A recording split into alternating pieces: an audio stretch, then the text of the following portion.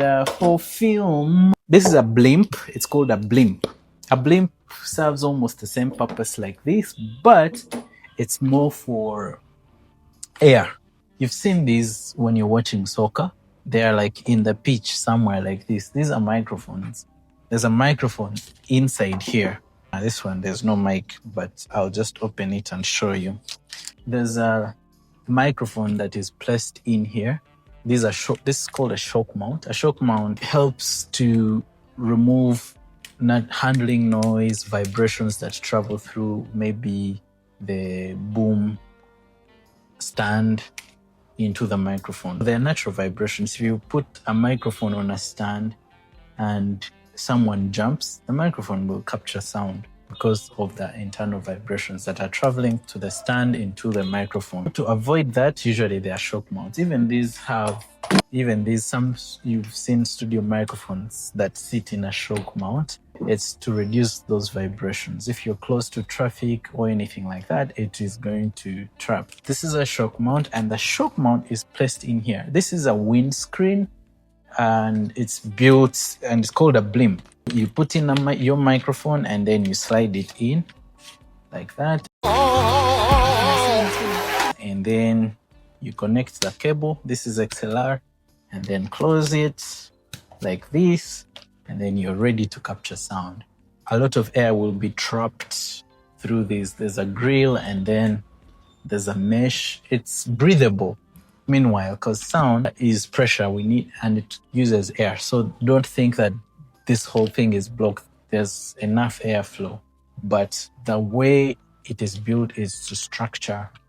This structure is to trap as much air as possible. On top of this blimp, there's usually something called a dead cat. A dead cat is something with fur. It looks like a dead cat. That also helps on trapping air so that you do not, if you're outdoor, there's wind, there is so many distractions. So all those sounds, you've been with a microphone and you're recording and you hear that, to trap that, you can use that. Those are the types of microphones, and most types of microphones that are used in outdoor, in film recording, stuff like that, are microphones like this. These are called shotgun microphones. These are small diaphragm condensers. We talked about this. This is a large diaphragm condenser, and this is a small diaphragm condenser, but it's built in a way that this microphone is very, very directional. Directional means it's very focused, supercardioid. The other one was cardioid, this supercardioid. It's more narrow and more focused. And the way it is designed, it has grills like this. These grills help to capture sound also from the sides. So the sound comes from this side and sound comes from this side.